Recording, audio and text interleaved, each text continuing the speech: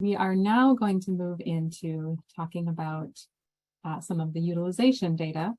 So this will be focusing on hospitalization information.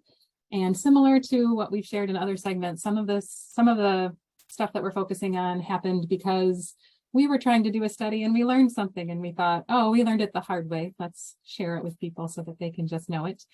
Sometimes it comes up from user questions. So, and some of it is just good baseline information to have when you're thinking about approaching these claims. So this is hospitalization information in the inpatient and MedPAR files. If you remember from Nate's segment, we have the inpatient files, which come from the, I'm sorry, I should preface this with, there'll be time for questions at the end and maybe break midway through as well. And I'll be watching the chat and Q&A. So feel free if you have a clarifying question to pop it in, or we can wait till the end. But so going back to our MedPAR and inpatient, the inpatient data arise from the UB04 form. And then we have another file that's called the MedPAR file, which a lot of researchers end up using for to study inpatient data. And the MedPAR file is a rolled up version, essentially, of the inpatient files. Now, this is a review slide from what Nate had shared and part of what Beth had shared. You know, in Medicare, we have Part A and Part B, and sometimes, depending on where the service is, it's going to be in Part A or Part B, and it's going to be on a particular form. Hospitalizations are like the simplest case that we have. They are both Part A, and there's only one way that they're going to be billed. They're going to show up on this UB04 form. And so I should also note that skilled nursing facilities, home health agencies, all those other facilities that don't submit Part B claims, they are all going to be billing on this UB04 form. Now, when we get to the outpatient file, its structure is going to be very similar to the inpatient files because it's billed on the same form. However, the rules behind payment and co-payments and things like that are going to be different because that's a Part B file. But for now, we get to focus on Part A UB04 form. So just to get a little idea of where you're coming from, we'll do a poll on the, let's see here, go back here, whether or not you've ever had a hospitalization that you've been responsible for paying for. About how many bills did you get for that hospitalization?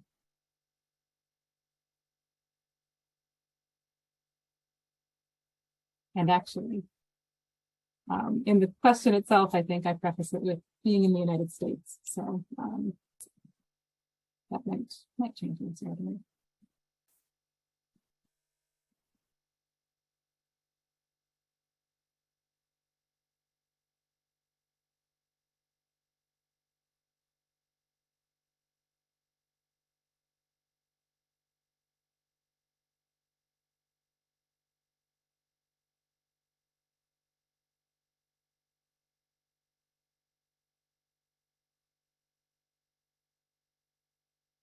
Give it maybe 10 more seconds.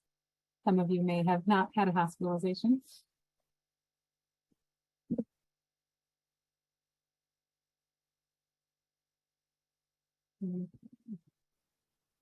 So a lot of you said you received 3 or more bills for a hospitalization. Some of you said just 1. Some of you said 2. My experience, for you know, when I went in for childbirth, I got more than 3 bills because we get a bill for the hospital, from the hospital itself, for what they use to keep the lights on, employ the nurses, the respiratory therapists, the custodial staff, other ancillary staff. And that's going to be 1 bill, but you usually see a physician while you're there. In my case, there were multiple, the neonatal nurse practitioner, the pediatrician, the, obstetrician. So you end up sometimes getting a bill from each of those different providers. And that's typically the way our system is. Now, some people, depending on your payer situation, you may have something different, or if it's managed care or something like that. But the way the Medicare system is going to be set up is that it is going to be multiple different bills. And really what we're going to see in the inpatient files is just that bill that the hospital is using to keep their lights on, pay for their operating rooms and all of that. So just that's what we're focusing on. And this comes from that UB04 form, and almost nobody's submitting a paper form nowadays. But this is kind of what it looked like, and this kind of gives an idea of all the different pieces of information that might be collected. So of course, when you're sending in a bill, you're saying this is the patient, so that Medicare program can check, is this person covered by us? And then the provider is, first of all, the provider needs to be certified by the Medicare program, and then then when the provider wants payment, they're also, they're providing their information so they can get payment for that. The dates are also really important. Was the patient covered during the date of this service? And we do have both a claim date and an admission date and a discharge date. They're not always the same. They often are. But if you have a hospitalization, sometimes you may find that those dates are different. We'll talk a little bit more about that later. And then we have a DRG code. So most hospitals, when they're billing and accepting payment from Medicare, they're being paid under the respective payment system. And the DRG code is the way that they've decided to pay. This is calculated based on diagnosis and procedure codes, the ICD-10 diagnosis and procedure codes that we've talked a little bit about. And this is one code that says this is how much they're going to get paid for this hospitalization. And then there are things called revenue center codes and charges. So by and large, a lot of this information is here. So it's, there's one claim date, there's one claim from date, one claim through date. There's one admission date, one discharge date, one DRG code. But then for the revenue center, there are lots of lines that hospitals can use to report their revenue center codes and charges. And this is, they're reporting where in the hospital services took place. Was it in the lab? Was it in a patient room? Was it in the emergency room? And that's going to play into how the files show up for us. So when we're focusing on the inpatient files now, not the MedPAR, we say inpatient files because if you request this data, it'll come as a suite of files. You'll have a base claim file that has a lot of your, like I said, it says one thing per claim. There are multiple diagnosis codes per claim, but they show up, there's 25 codes on one line for the claim line. But then there's a revenue center file that does show up as multiple lines per claim. And then we have, I mentioned these a little bit earlier, these are files that I haven't used as much in my research, but they do sometimes give you more information about why a claim was paid the way it was. And this has a little bit more information about what's in each of these files. The SPAN file is often dates related to it. So especially in the skilled nursing facility, for example, it may be these are the dates that are covered by the Medicare benefit, and then maybe they stayed longer. So you would know which dates were covered. The condition file and occurrence file, it might be that we're reporting that there was an accident on the claim, or that this is covered under the disproportionate share program. The important thing to know is that the base file always has one line per claim. The revenue center file always has at least 2 lines. Usually it's many more because one of the lines is a summary of all the other lines. So if it only had 1 line, then it would be a repeat, but most of the time there's going to be 10 lines, and then you have a line that has summary information. And then the other reference files may also have more than 1. And these are linked by claim ID and Benny ID. You maybe just can, if you assess it, it may work just to have claim number. I tend to do beneficiary ID and claim number to make sure, because different iterations of different files have different rules for that. So the inpatient revenue center file, to talk a little bit more about what that might look like. Why might you use it? This would be good for detailed analysis at the revenue center level. So if you wanted to know if someone had an ICU stay, you could use the revenue centers and find out whether or not they used the intensive care unit during the hospital stay. One caveat is that you might be really interested in knowing whether they were in a trauma intensive care unit. But if a facility, they may not break out their ICU beds into trauma, non-trauma, cardiac, surgical, medical. They may only have one ICU, and so you wouldn't want to rely on just finding the code for trauma ICU and looking for that, because you'd probably miss some ICU stays that way.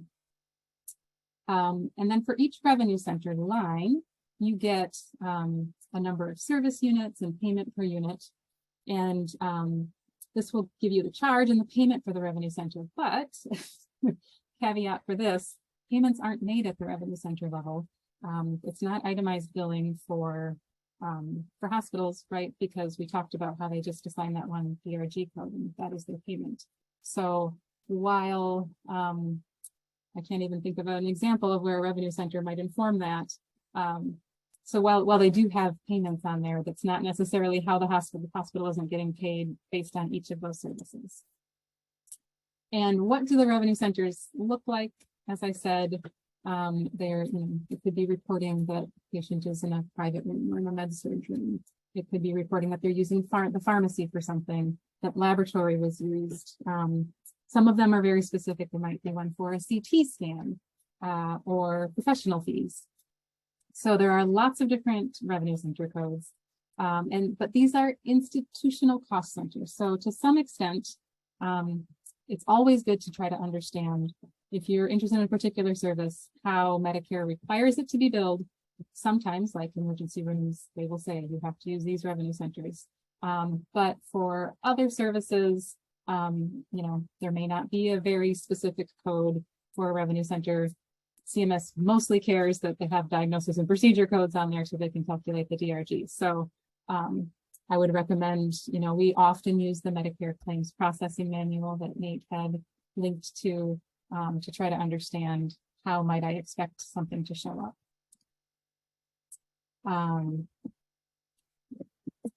And then, okay, might two institutions use the same revenue center code for different concepts?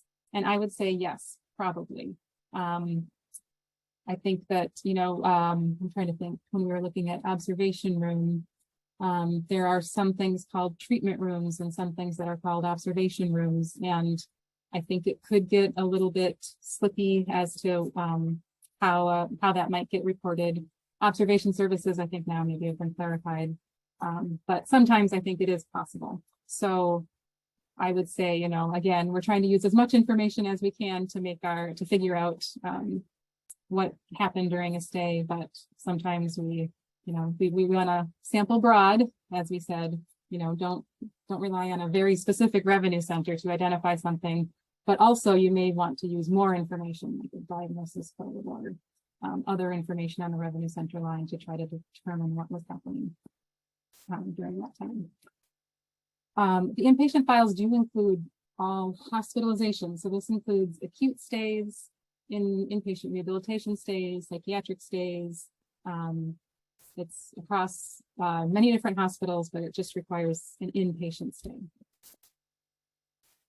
The MedPAR file is going to have the same information. It still arises from the UB04 billing data. It's, the same information is going to underlie the inpatient file and the MedPAR file.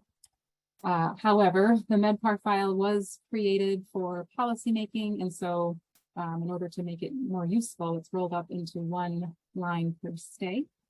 So it's not super common, especially for short stays, for one claim not to represent one stay in the inpatient file, but it is possible. And it like I said, it especially happens if the stay is longer. If someone has a 30-day stay, the chance that the hospital might close out one claim and open a new claim increases. Now, like 99.9% of the time, that's not the case, but it is something to be aware of. So you may find, and you would, in the inpatient file, that could look like it's the same beneficiary ID. You have two claim IDs, and they both have the same inpatient date, they both have the same admission date, and then, the discharge date may only appear in the second claim. So that's how it could happen. Now, most of the time, you don't have to worry too much. It's usually going to be one line per claim, but situations like maybe a stay crosses the hospital's fiscal year, they are going to maybe want to close one out and then open it. The other thing that the MedPAR file does is it includes both inpatient hospital and skilled nursing facility. And The hospitals, they could be called short stay or long stay hospitals. It has less to do with the length of the stay and more to do with how the hospital is categorized. So something like a critical access hospital is actually categorized as a long stay hospital, but it will be, you could have a very short stay. The inpatient file, on the other hand, does not include skilled nursing facility records. So they do have a whole separate skilled nursing facility file. So if it's something where you think you want both of them and you're okay with how they're rolled up, the MedPAR file can be extremely useful to you. Now, what do they do with all those revenue center lines if they're rolling it up to one line per stay? They may create a switch. So there's a CT scan variable that's 01. Yes or no was a CT scan revenue center build. And when you look at the data documentation, the data dictionary, it will tell you how did they define CT scan, which revenue centers codes do they include. There's also variables that have a charge amount. So there's an emergency room charge amount variable. And you could use that. You could say, well, if it's greater than $0, I'm going to assume that they used the emergency room at some point during their stay. Probably that's how they came in. For day, so there's also day count variables. So they're using on that revenue center line the count of days that maybe were in an intensive care unit or semi-private room. And then they also have an indicator code. And the next slide will have information on that. It groups services and then indicates what kind of use there is. So for a intensive care unit indicator code, it might tell you which type of intensive care unit code was there, but it's all grouped into one variable. 17.5% have some sort of intensive care unit indicator code. Now, if this is missing, that means that there wasn't any revenue center code pertaining to intensive care unit use on that claim. So here 0 doesn't mean that they didn't have use. It refers to a general code. Now, if someone were to start in a surgical intensive care unit and move to a medical intensive care unit, the one with the highest charge amount is listed because they have to pick one. They only have one line, one variable per stay to report this. So another thing that differs from the MedPAR and the inpatient file is inclusion dates. And it's not going to be a huge difference, but it may end up mattering to you. And the way that I remember this is thinking of the MedPAR as the policymaking file. The short and long stay hospitals are included in a calendar year file based on the year of their discharge date. So if they were admitted in December 30th and they were discharged January 2nd, they would show up in the second year. They don't show up at all in the first year. And then the skilled nursing facilities are based on the year of admission date. And, if we're trying to create policy, we maybe want to follow people. So that's why we want to try to make sure those two get into the same file. Now, when you look at the inpatient files, instead it's based on the year of claim through date, which is often the same as the discharge date, but it's not necessarily the same. And then the same for the skilled nursing facility. Those files are going to be created based on the year of the claim through date. So if I order 2020 data, I'm going to have all of the skilled nursing facilities claims that where their claim through date has 2020 in it. Doesn't matter when the claim from date was. Now, when the files are created for us as researchers, some claim fields are not retained. We don't get the patient's name and address. We don't really want those, right? We can follow them just fine with our beneficiary ID. We don't have any non-Medicare insurance information, any details about it. We know that they might have a different primary payer, but we don't really have information about who that is. And we don't know if they have Medigap or who is going to be covering their co-payments. And then physician identifiers are actually removed from the MedPAR. They are retained on the inpatient file, and we're going to talk a little bit about what they look like in a little bit, but just note that they're not in the MedPAR, and things like provider representative are also removed. I see a question about what is a revenue center. So it is a code. It's not necessarily a billing department. It's where the service is taking place. So it can indicate that lab services are used, that pharmacy services are used. It's or like that operating room was used during the stay. and what lets an institutional provider create. So there are standard codes that are created well, I've suddenly lost the name of the billing, the people who create the UB04, who created the 837I. They do have standard codes that they have a code list. The American Hospital Association, I think, maybe maintains them, licenses them. So, and then the question is, if it doesn't influence reimbursement, why are revenue centers included on the form? And I think one of the reasons is that we do get some cost, like when hospitals submit their cost reports, they're saying like, where were their expenses during each hospitalization. So that does provide some information. And once you get to the outpatient file, the revenue centers, like the procedures are going to be billed based on the revenue center that they take place in. And so like that's the institutional forms kind of all collect information in the same way. It's just on the inpatient file, it's not necessarily going to be used to calculate the payment. I don't know if that helps there. When we look at our research files, some things that we get that of course were not on the claims as they were submitted are the reimbursement information. Primary payer amount, the co-payment and deductible, those are all calculated by the Medicare program. The MedPAR also actually creates a variable for length of stay, days from admission to death. It's kind of an added variable for us. We get the claim edit codes, and some of those show up in those occurrence and value code files that kind of give us more information about why the claim was paid the way it was, or whether it was, we do have information about whether a claim was denied. Most inpatient claims are not denied, but we do, they will be in the data. And there's a non-payment reason code that is a variable that you can look at to show why is Medicare not paying for this, this service. So now we're going to talk a little bit about some of the specific things that we see in the data that might be useful to you. One thing is patient age is actually on the MedPAR file. It's calculated for you, but it does not include the date of birth of the patient, but it's their age at time of admission. The inpatient file, on the other hand, does not have age, but it does have date of birth. I tend to, because I'm using the MBSF for a lot of other things, usually I'm looking at the MBSF, but you're going to find it's consistent. The claims in the MBSF are going to be consistent with this. We have state, zip code, and county residence variables. We already told you that those are also available on the MBSF. For the claims, it's going to be based on residency at the time the bill is processed, not the time that the file is created. So the MBSF is created, year end, usually a couple months into the next year. And so you may find some discrepancy, but it's very small. It's smaller than we even thought it could be. That it was, it's less than 0.5% are going to have differences between the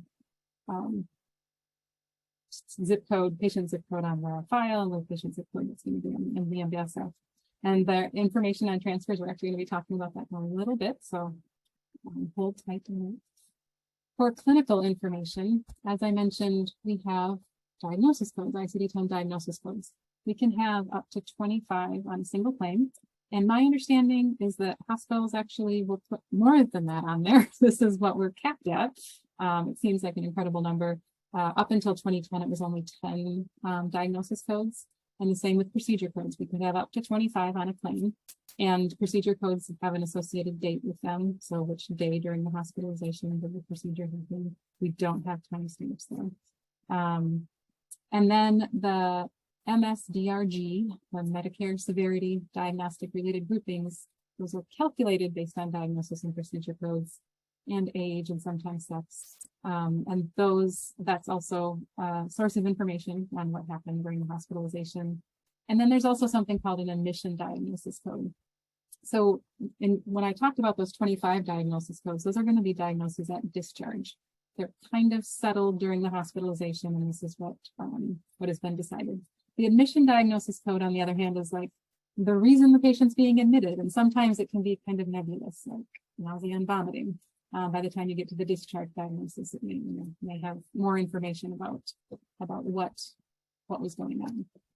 So just note that if you're like, oh, I want the admission diagnosis codes, oftentimes they're going to be more symptom related and less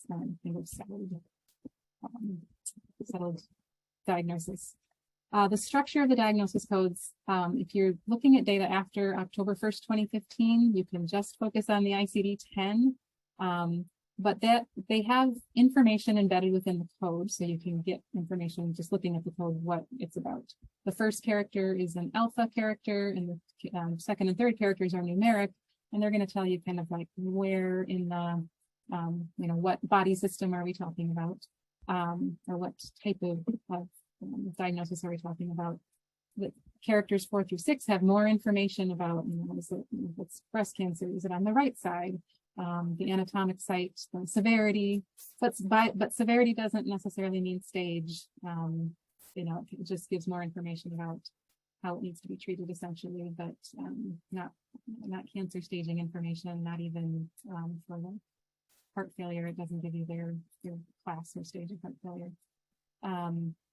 And then the character 7 depends on the category. So sometimes it will say this is the initial or subsequent encounter. ICD-9 had fewer characters. It was only 5, and it does have an implied decimal if you ever try to look up an ICD-9 code. You won't find the decimal in the claims, but you will find it in the code book. And then characters 1 through 3 are all numeric, and they give you the category of diagnosis. And then characters 4 through 5 give you more detail. So you may have a 1 through 3 tell you it's lung cancer, and 4 through 5 tell you, which part of the lung the cancer is in. And then we have a question about the admission diagnosis codes. They're actually not used in the calculation of the DRG code, because the DRG code, they want a more settled reason for the hospitalization. So that part, they're kind of separate. And then the first listed diagnosis code is sometimes called the primary diagnosis code or the principal. And that should be the primary reason for hospitalization. If it occurs that there's a primary diagnosis code and then a diagnosis code 1, I think you'll often find that they're almost always the same. I'm trying to think if there's an exception to that, but that should be them. So diagnosis codes, medical coders know where they should be putting specific. So someone might come in and they have lots of different things going on, but the coders are instructed to, give more precedence to certain codes versus others. So we do confer with our billing departments sometimes if we're trying to figure out how would something show up. So that's always a strategy you can use. Let's see if we have other questions. Primary could be sepsis related, which may have occurred in hospital. Okay, so this is always good information to have. And that's another reason that we always, we have a clinical team, or we have a team, and often includes clinicians, and often includes, if we can get in touch with their billers or the hospital's billers. The only downside I would say to that is they may not bill the same way as another hospital. So they're good sources of information, especially if you're just trying to start getting pointed in the right direction. But sometimes people are like, we've tried to look for something, and our academic physicians say, well, nobody would ever do that, or we wouldn't expect to see that anywhere. And nope, we found that procedure that was associated with this diagnosis code, and it was, just because it's billed one way in an academic institution doesn't mean it won't be different in community center or community settings. So that's another caveat. But let's see, do we have any other? Okay, good. And then the structure of procedure codes. Again, before October 1st, 2015, it was ICD-9, only 4 characters with an implied decimal. And then for ICD-10, we have a lot more information on procedures. Which section, which body system. There are qualifiers. Each character has a meaning, but the meaning may change based on character. So just make sure sometimes it's nice to feel like I know what character 4 means, but you may have to readjust if you're moving to a different section. And then there might be a letter Z within your procedure codes, and that just means that this particular character doesn't apply. Maybe the approach doesn't apply, or the device, there's not a device associated with this procedure. So something to be aware of. Just to note, we have, the number of diagnosis codes increased a lot. The number of procedure codes increased even more. E codes and V codes. So E codes, there's actually a claim field or a variable called E codes. In ICD-9, this made perfect sense because E codes were injury codes. That field still exists, but it is now for ICD-10, if the code starts with E, it's a metabolic condition. So you just have to get used to, I think they may have sort of labeled it as mechanism of injury, which is good, but the variable name itself says E code. V codes are other factors, and so they will give us more information. We're going to talk about that in a couple of slides about the healthcare, or about why healthcare is being used. In ICD-10, V codes is actually external causes of health problems. So just note that when we hear that there are 25 diagnosis codes, it really is the case that a lot of claims, a good chunk of them anyway, will have all 25 filled in. Not all of them, hospitals, billers can only bill for what's actually been seen in the patient. But they do also have an incentive to add diagnosis codes, because in that DRG system, you may have a relatively uncomplicated hospitalization or a hip fracture because maybe the patient's relatively healthy. They don't have a lot of other stuff going on. So they would receive a lower payment than if the hospital could say, well, but they also have heart failure and they have these other things that we're trying to manage while they're here. That would give them a higher DRG code, and they would get more reimbursement. Now with procedures, there are a lot of hospitalizations that don't have a procedure code. That seems odd when we say, well, procedure code, everybody has procedures when they're in the hospital.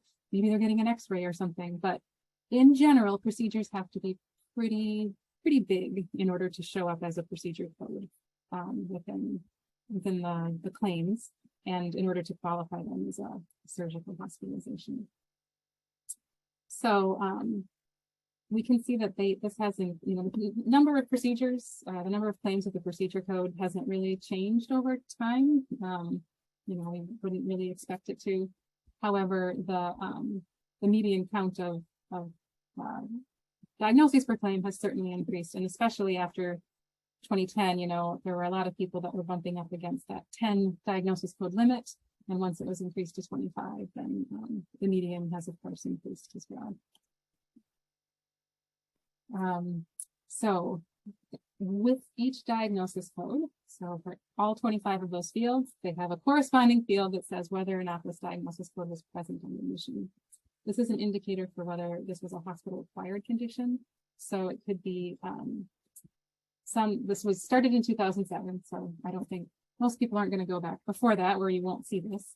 Some hospitals and some codes are exempt from reporting. So sometimes you will see that it's missing, or that it will have an exempt indicator. And that might be because the hospital isn't PPS, so doesn't need to report this, or because the code itself CMS has decided it doesn't matter if it's present on admission. Hospitals are going to be paid less for conditions that are not present on admission.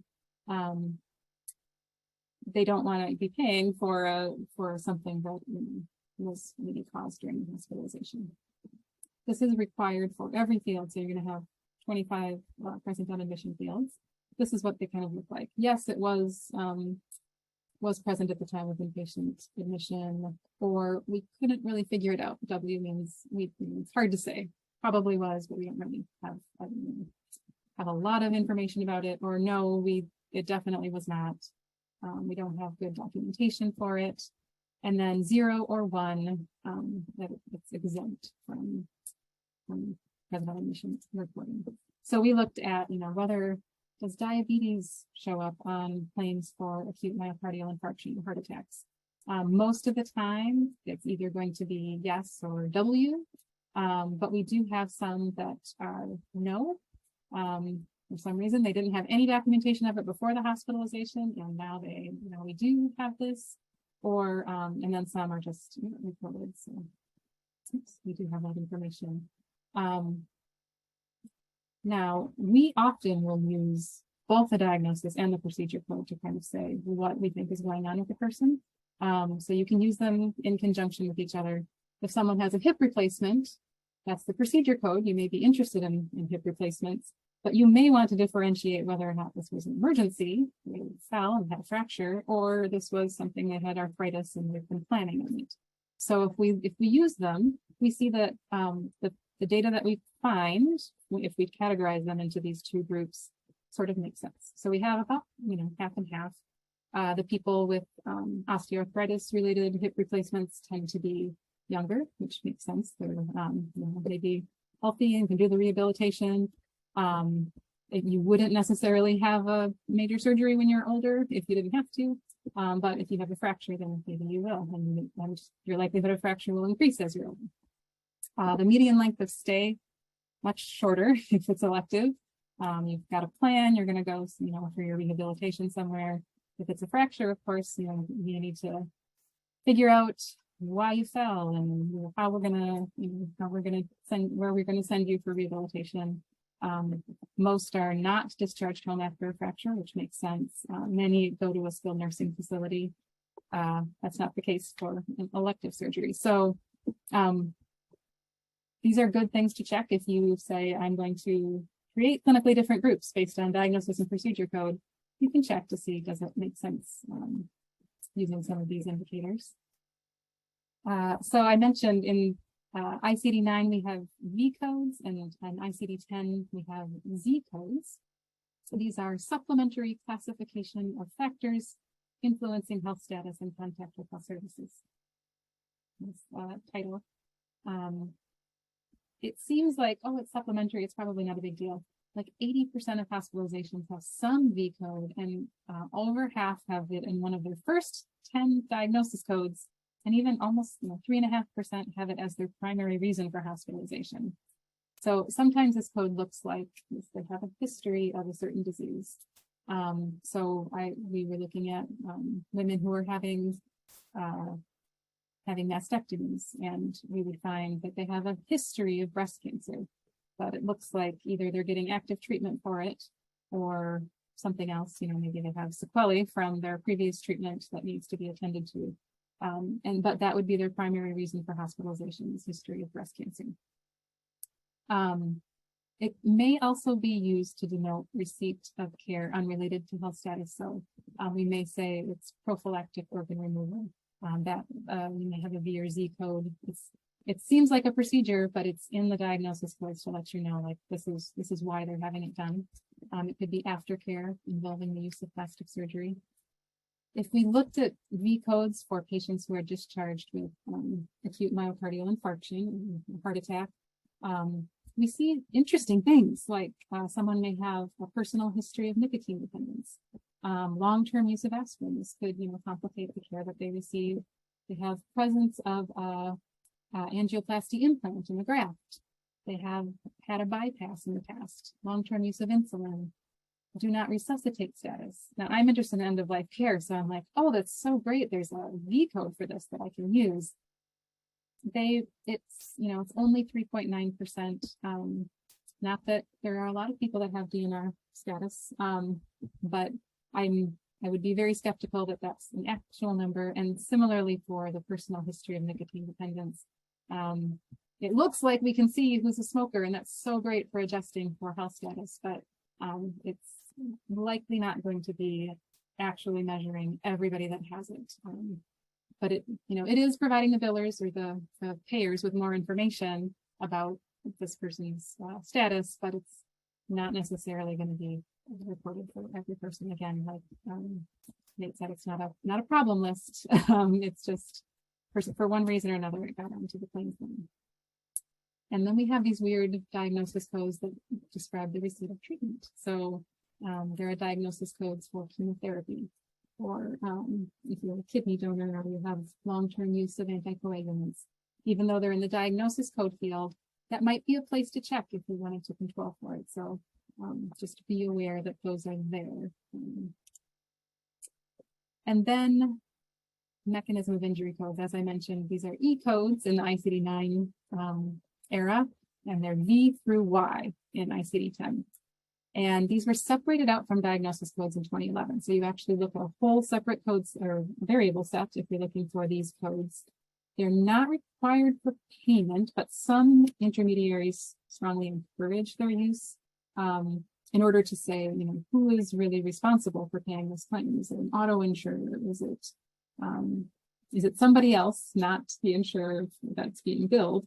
And some states also are, it's kind of, there's some state variation in encouraging the use of these. Now, if you look at a claim form, there are multiple fields that you can have more than one mechanism of injury, but in the forms, in the claim forms, in the claim files that we get, we only have the first one. Just to be aware of that. So how often do we see these E codes? We looked at a lot of different things that could be considered injuries. So if they had a drug adverse event or pathologic fracture, oftentimes we don't get a mechanism of injury for those. If we look at burns or complications of trauma, we're starting to get more. And then things like injuries where, you know, it's fractures or things like that. Head and wrist injuries do have the most reporting for E codes. So they can be very useful, but it depends on what kind of injury you're talking about. And it also depends on the setting. So the quality of E codes or how often they show up, if you're looking at an injury, depends on the setting. So if we limited our claims to the emergency room, we're much more likely to find these claims than if we were just looking at all claims. And so we looked at hip fractures and how often do we find an E code? 30% of the time, we just didn't find anything. And then some of them are like what Nate was talking about earlier with their other fall or unspecified fall. So this might not be a very useful tool for analyzing falls in the elderly, even though it looks like we should be able to measure it. It may not have enough information to be that useful for us. Limitations of diagnosis codes. There are, so sometimes people will say, well, can you really use diagnosis codes to measure something? Because you might be putting a rule out diagnosis on the claim. Now, this is less of a problem with hospitalizations because, again, we're using a discharge diagnosis. If they had a lab drawn, they're trying to rule something out. Usually it's been settled by the time they're discharged. However, with the carrier file, sometimes you do have something like a rule-out diagnosis. They're having their PSA test, and the rule-out diagnosis is prostate cancer, so they have a prostate cancer diagnosis on that claim. This is one reason why in a lot of algorithms, we'll be talking about some chronic condition algorithms tomorrow, oftentimes you're going to require the diagnosis to show up on more than one outpatient or carrier claim, but usually they will accept just one hospitalization, and this is based on validation studies that have been done. The other problem that we do have in hospitals is that we could have uneven coding. As I mentioned, some larger hospitals may have better systems for their coders in order to find diagnosis codes, or they may have better quality control. One thing that a while back, it was like, oh, well, if you look at rural hospitals, their patients aren't that sick. Like if they do the adjustment, their patients look pretty good, and yet their outcomes are so much worse. But if you look at the base of the data, it may just be that they're not including as many of those diagnosis codes that would go into an algorithm just to make the patients look sicker. So it's not, it's not necessarily how the patient is showing up clinically, it's how the patient is being, how the state is being billed. So all that about diagnosis codes, but those diagnosis codes are used to calculate these MSDRGs. Now, the Inpatient Prospective Payment System was instituted in 1983, so it's been around for a long time. And this is a payment rate per discharge, and it represents the average cost for treating patients with similar conditions. So, everybody that comes in with a heart attack that's being treated with a certain procedure, that will have an MSDRG associated with it, and they'll all be getting the same payment and adjusted for hospital wage index. But the idea is that this will encourage hospitals not to hold on to their patients for longer, not to do lots of unneeded things during that hospitalization, like this is how much it should cost, and this is how much it should, cost to take care of this patient. And this is an alternative to fee-for-service, and that's why we don't see a lot of itemization on hospital bills. So it's trying to classify things into similar conditions. It does use the principal diagnosis to calculate, and then up to 24 other diagnosis codes. And it also uses present on admission to determine whether or not something should be included in the DRG calculation. And then there are things called major complications or comorbidities, or you could just have complications and comorbidities. So if you have 24 other diagnosis codes, that may be enough to say, well, this was a complicated case, we need to pay a little bit more. And then we have up to 25 procedures per stay. There are a very small number of DRGs that may also take into account age, sex, and discharge status, whether or not they were discharged alive or not. But most of the time, it's kind of a standard payment that may be adjusted for the stay. Identifying fractures of the hip and pelvis. If we tried to do that, we now have a couple of options. We've talked about diagnosis codes. If we just tried to use DRG codes, if we look through the DRG code book, we might find, oh, DRG 535 and 536 are fractures of the hip and pelvis, so that should be all of them. But if we look at diagnosis codes, we'll find that those two DRGs are really only about 5% of people who have a diagnosis code of a fracture in the hip or pelvis. And one of the reasons for that is because a lot of people are going to get surgery, and surgical DRGs are separate from medical DRGs. So these 5% of cases, maybe people weren't treated with a surgery. The surgical DRGs are named something more like fracture of femur, hip and femur, surgical procedures, major joint replacement. So the caution is, if you wanted to use DRG you can compare DRGs hospital to hospital. That's one reason that you might want to be searching on a particular DRG.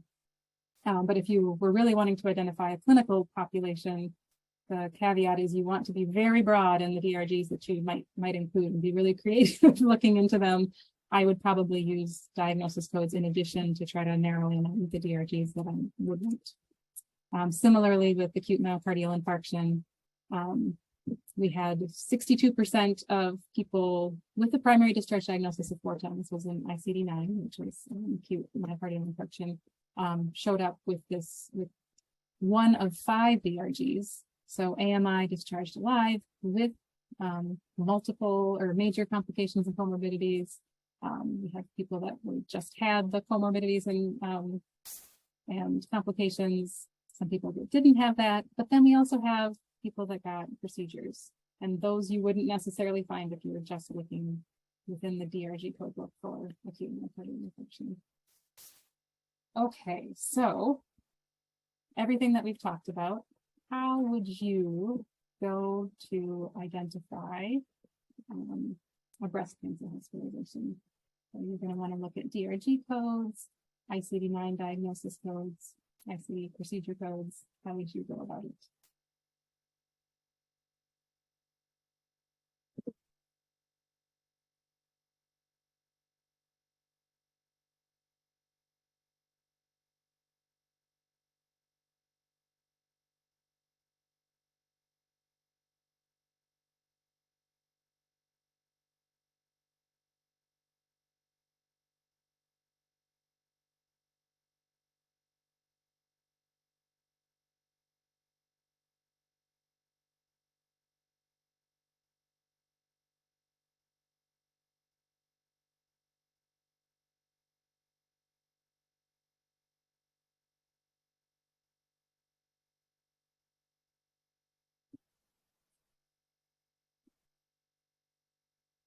A few more seconds.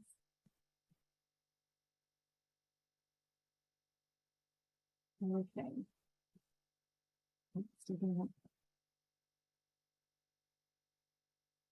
Thank you, most people. All right, so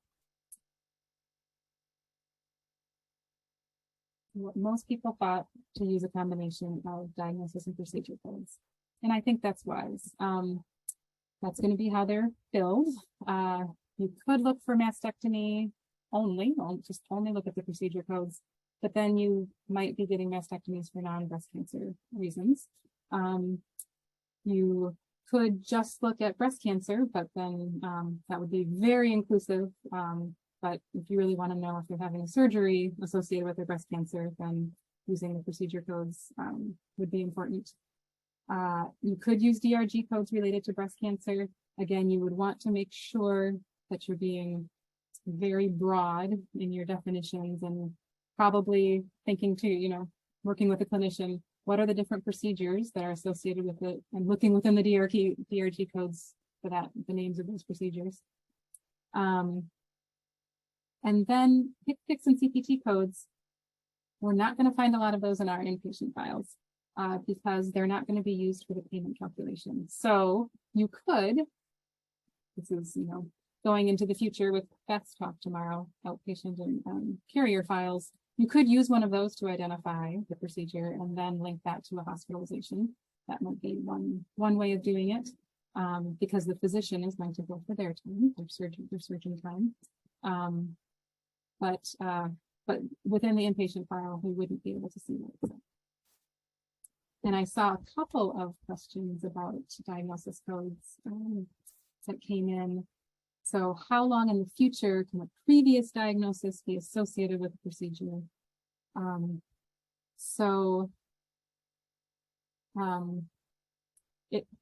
My understanding, and Bill might be able to correct me, but it kind of has to be something that's relevant. So, if they have something that doesn't really complicate what they're being treated for, you probably aren't going to be able to include it.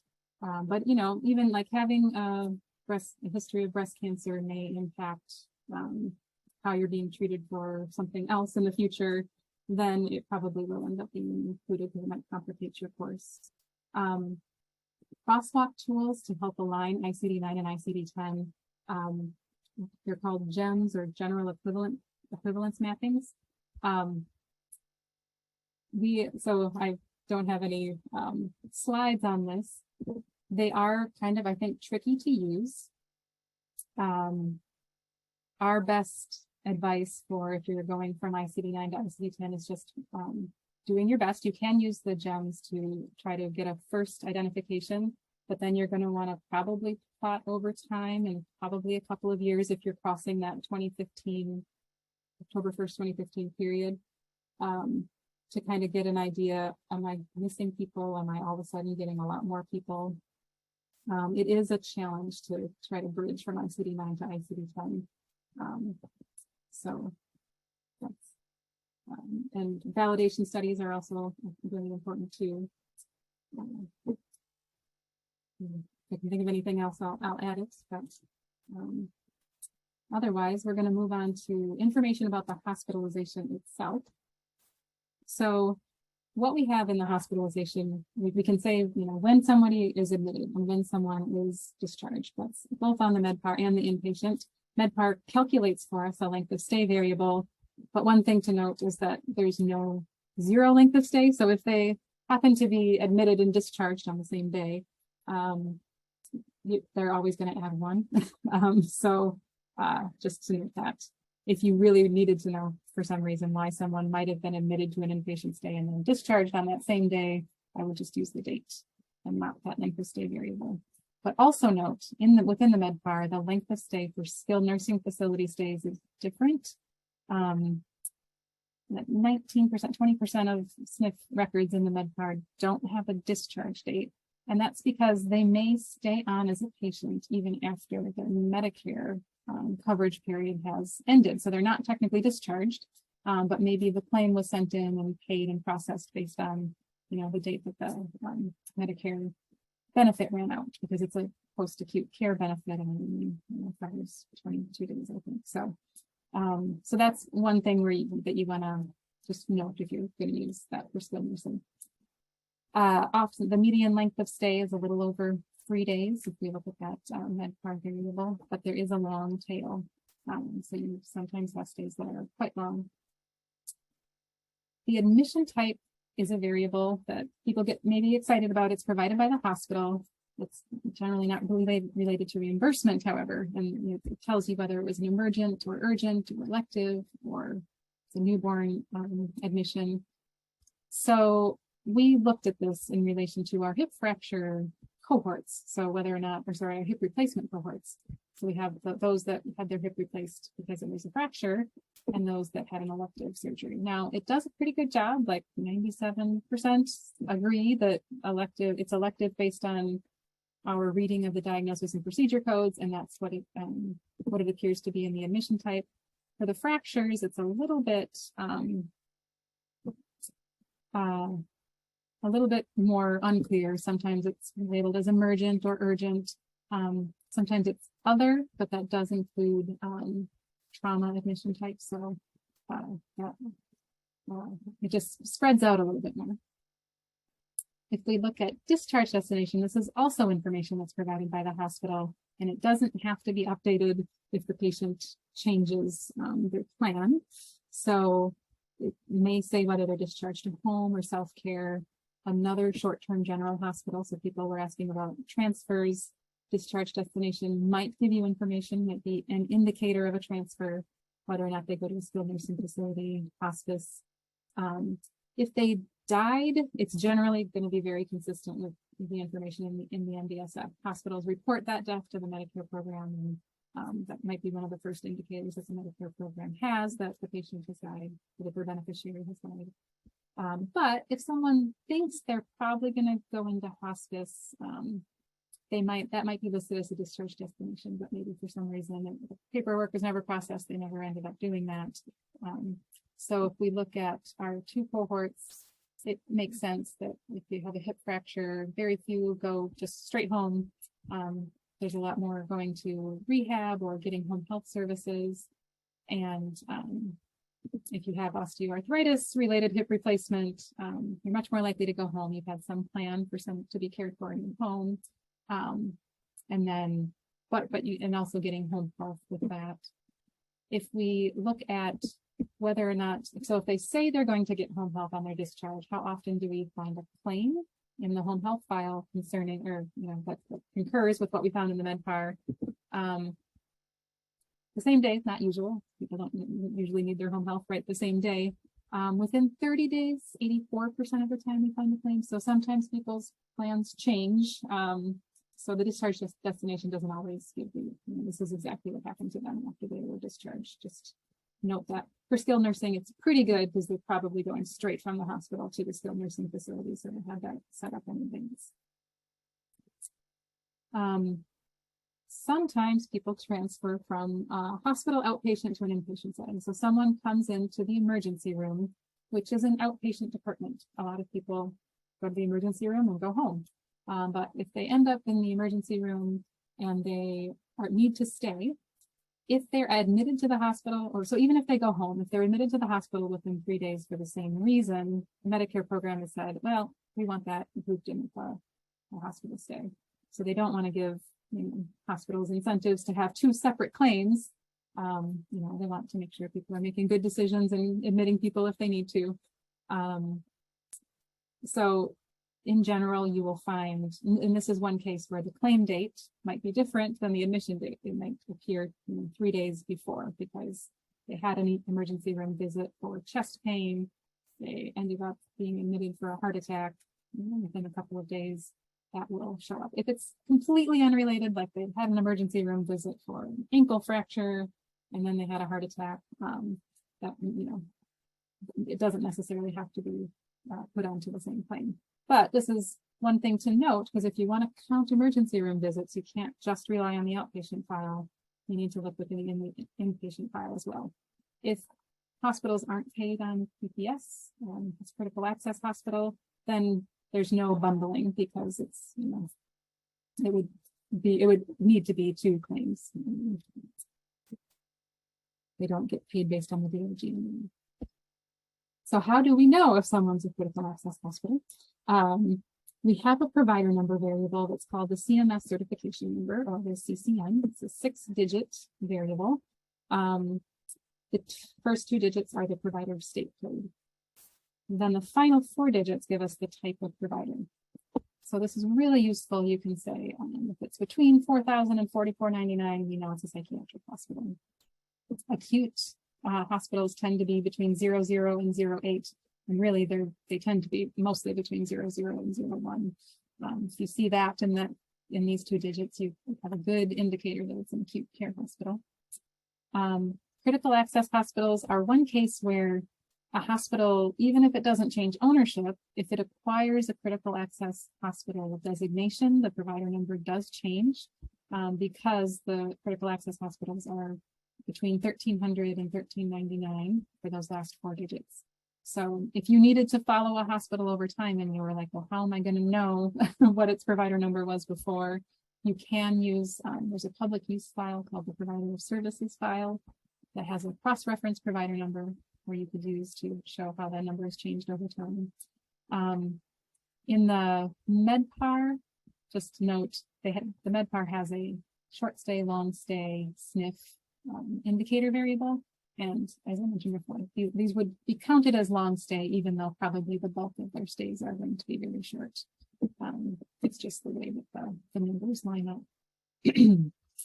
And this does happen, that hospitals may be acquired as critical access hospital status over time.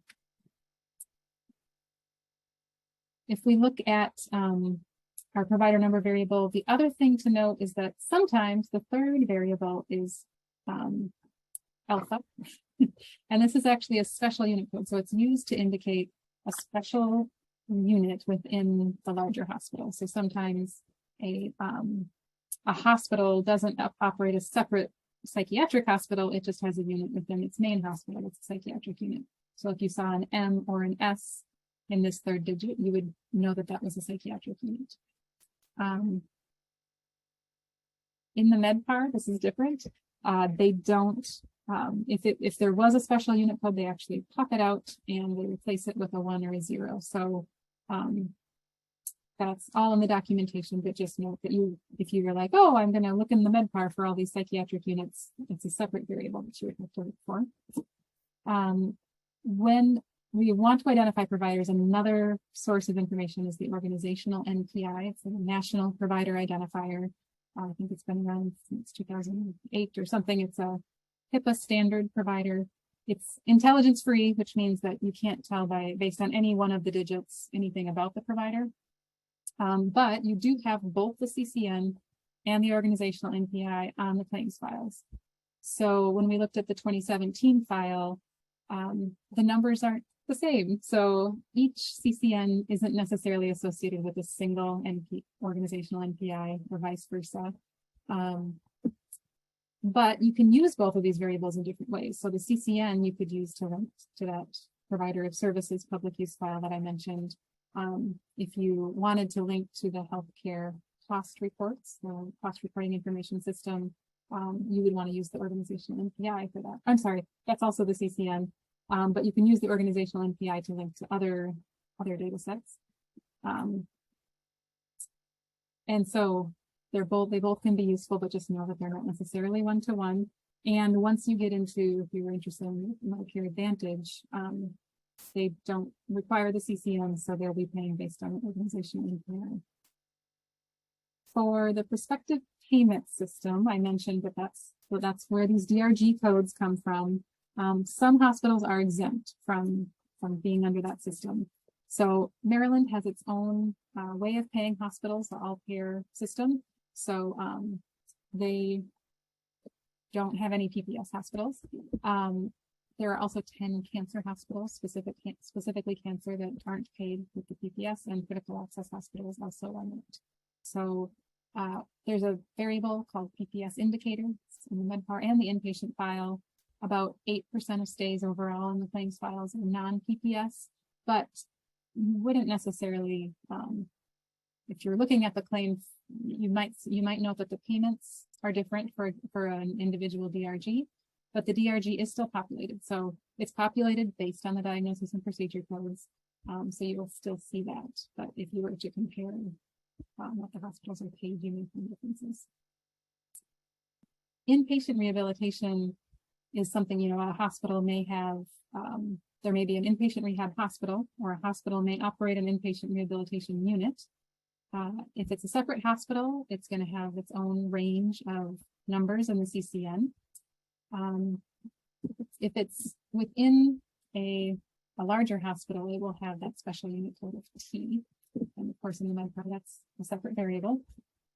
If the rehabilitation is not inpatient, if it's actually in a skilled nursing facility, then you need to look in either in the SNF MedPAR or the separate SNF file. So if that's what you're interested in, you can't just rely on the inpatient file. But this may be important to you if you're calculating readmission rates. You might want to know, I can't just say, oh, look, they have 2 stays. I'm going to count that second stay as a readmission. You're going to want to make sure that it's not a rehab hospital. It is planned. It's not necessarily a quick readmission to an acute care hospital. You will want to probably look at the admission and discharge dates. If you had 2 lines, you're going to want to compare those. Does the admission date of the second line up with the discharge date of the first? You might want to look to see whether it's the same facility versus a different facility. Sometimes you get 2 claims for the same stay. One of them might not be paid because we do have that in our data. So you'll want to look at that. You could try looking at the discharge status of one to see whether or not it indicates that they should have been transferred. Those are all ways that you might want to look at transfer versus counting a readmission. Physicians. Now, I think I've said that physicians they're going to bill separately generally. This is just the hospitalization. However, we do have NPI information for physicians on the hospital claims data, the inpatient files at least. MedPAR, they removed it. There are fields for the attending physician, the operating physician, other physician, and it's only in the inpatient file, but it's not used for physician billing because physicians are paid under a separate system. They're going to be billing using CPT codes, HCPCS. So just note that we could be more skeptical of the physician information. I would probably rely on other files if I really wanted to know which physicians are billing for services to a particular beneficiary. So if you do the next poll here, which files do you think might contain physician bills? Actually, I don't have this on here.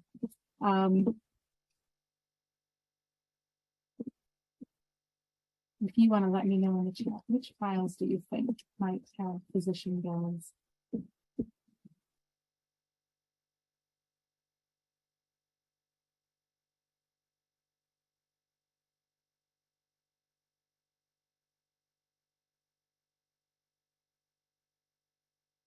Yeah, so someone said carrier. That's a good place to look for physician bills. You may also find physicians billing in the outpatient file, especially you might find some like visits in specialty clinics, things like that. So we have, if you're looking for something that is a CPT code, and you think it's a physician bill, you might want to consider looking in the carrier. And so the outpatient file is going to give you information. The inpatient file, again, it's going to have physician identifiers, but it's not their basis of payment. So I'm going to talk a little bit about money, but most of this is going to be covered tomorrow. Peter Hochfeldt, healthcare economist, will talk about kind of the payments in the fields. But just to note that on our inpatient files and in the MedPAR, we have fields for charges, and these are submitted by the hospital. We have the overall charge, but if you look in the revenue center, they have details for revenue center charges. That's one way that we might look for emergency room use. For example, if they say we have an emergency room charge. We also have payments, and the payments are what comes from the Medicare program, and it's based on Medicare rules for payment, and it's usually in the hospital situation, it's prospective payments. That's how they've determined what the hospital should be paid.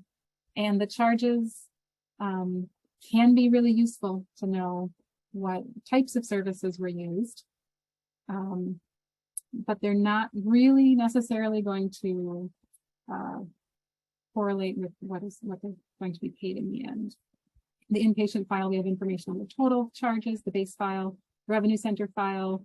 You can look at the revenue center of interest to see if there's a payment on that line. Just note, as I mentioned, there's a summary line that's revenue center 001 that will have a summary of the charges. MedPAR, because of the way it's rolled up, has over 30 fields describing charges. So we have total charges, total accommodation charges, total departmental charges. So you can look through those. It has, a lot of information brought up from the revenue center into that one line. For payments, it kind of, it depends on whether they're prospectively paid or not, but we still see the payment information. We have how much the Medicare program has paid. We have patient payments. So we have whether or not they were charged an inpatient deductible or a co-insurance amount. We don't have any information about, so this is what the patient needs to pay.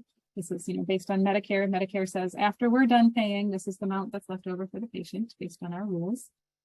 But we don't have any information about does the patient pay it, who's paying it, whether it's a Medigap plan, a Medicaid program, or the patient is paying it themselves. For CMS, we have both total reimbursements and a bill total per diem. So some things are calculated based on the number of days.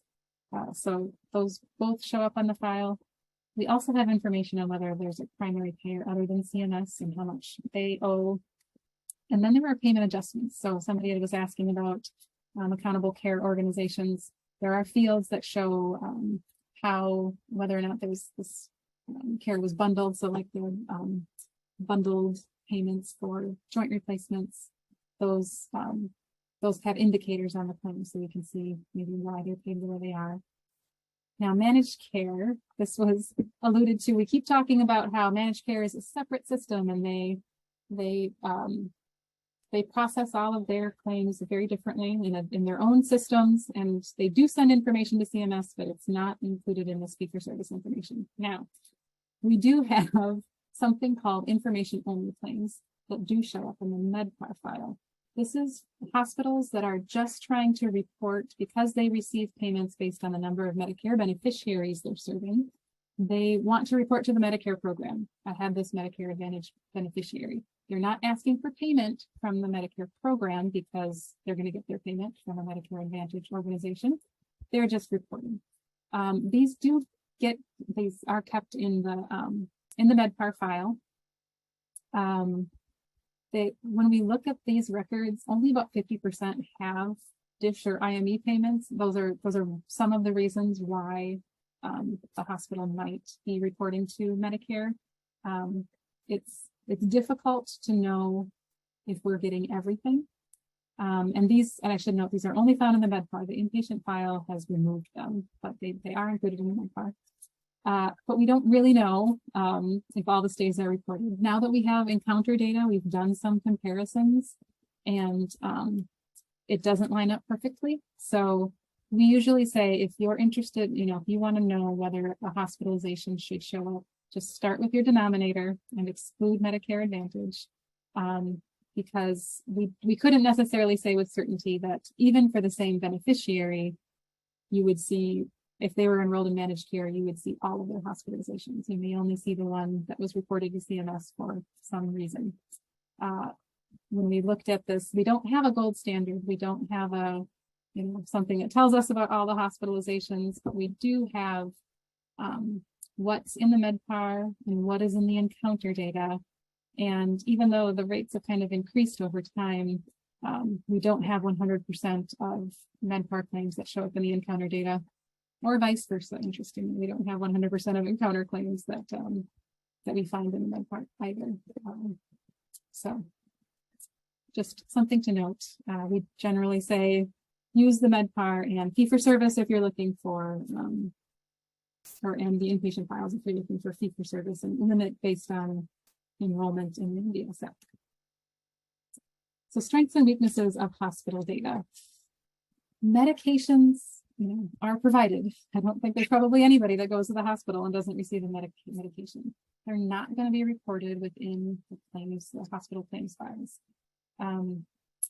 We also don't have precise timing of things, so we wouldn't necessarily know, did this procedure happen before this procedure, or how long did it take them to get from the emergency room to the operating room.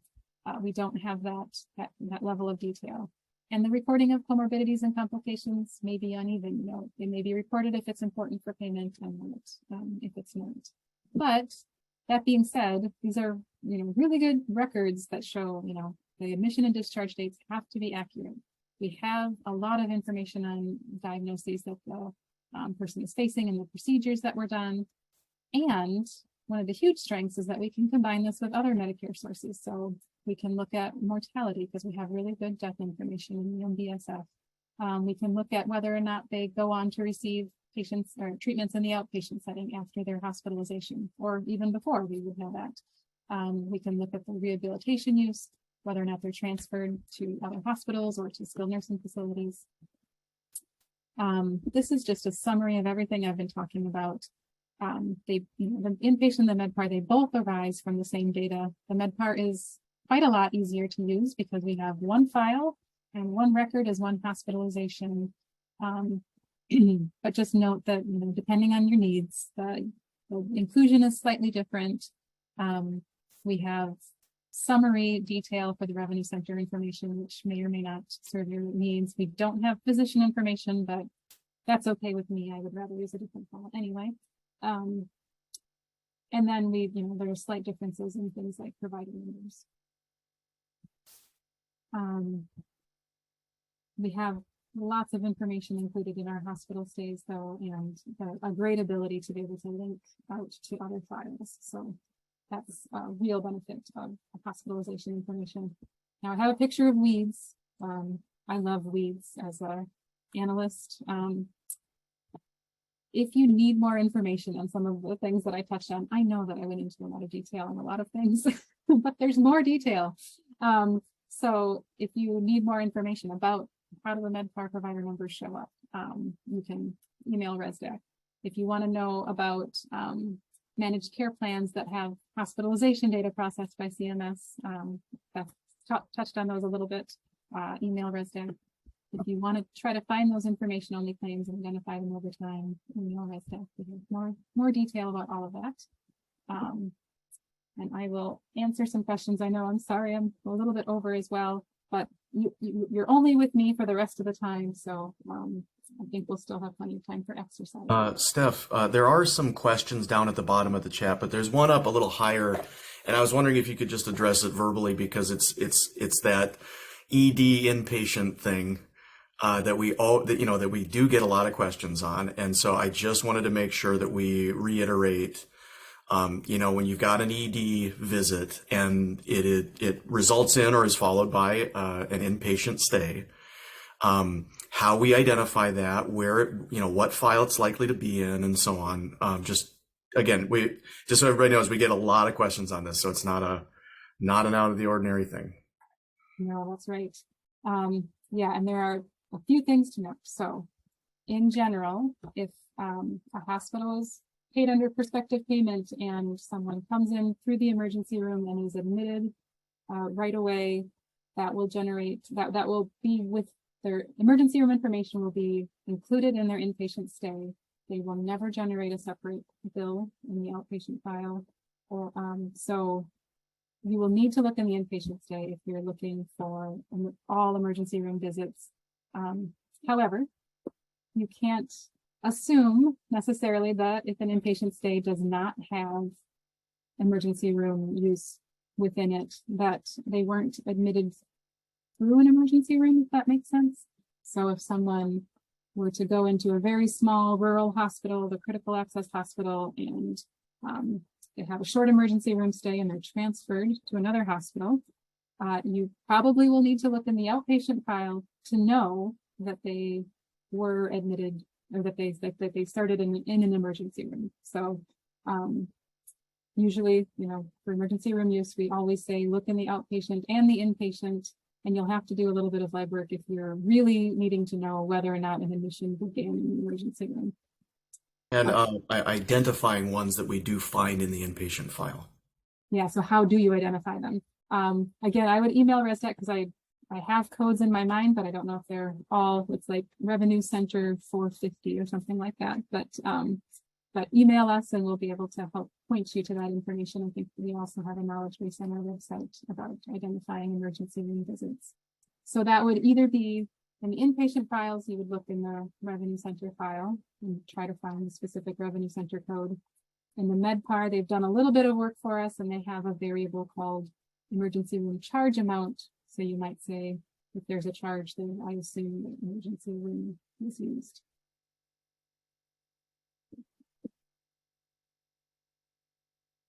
But with lots of things, as with lots of things in the Medicare data, we don't often just get an indicator of yes, no.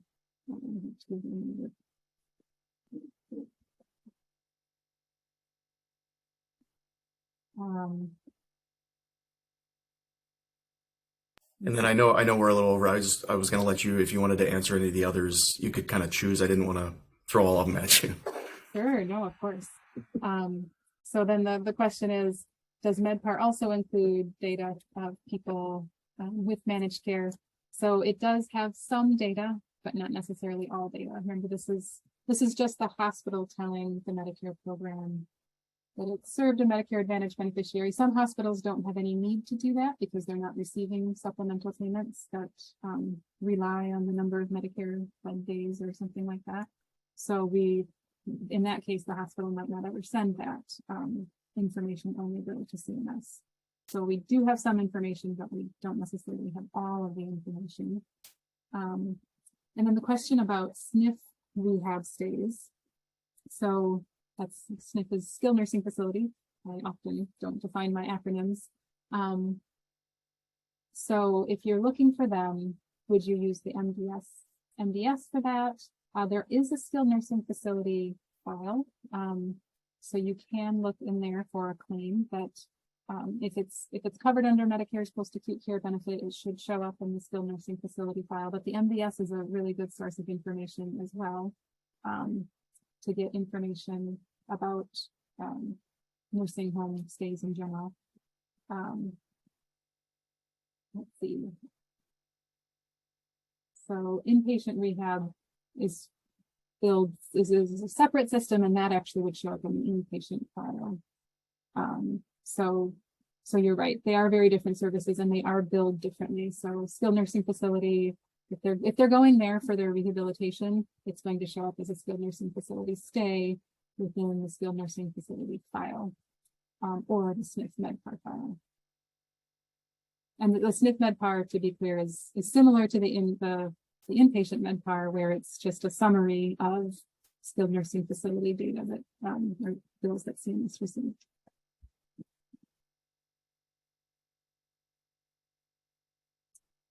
And then, is the CCN number the best way to identify a hospital that is within a large multi-hospital system? I think so. Each hospital within a system should have a unique CCN, I believe.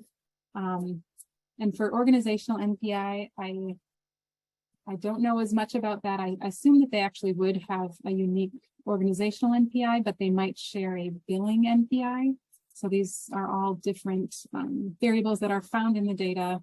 But as with anything, I wouldn't feel super confident. I would, kind of do some double checks and see, kind of triangulate some of those variables to try to figure it out, probably.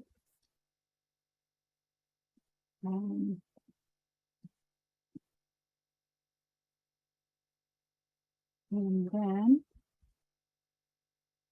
let's see, I think that's most of them, but if things come up, we can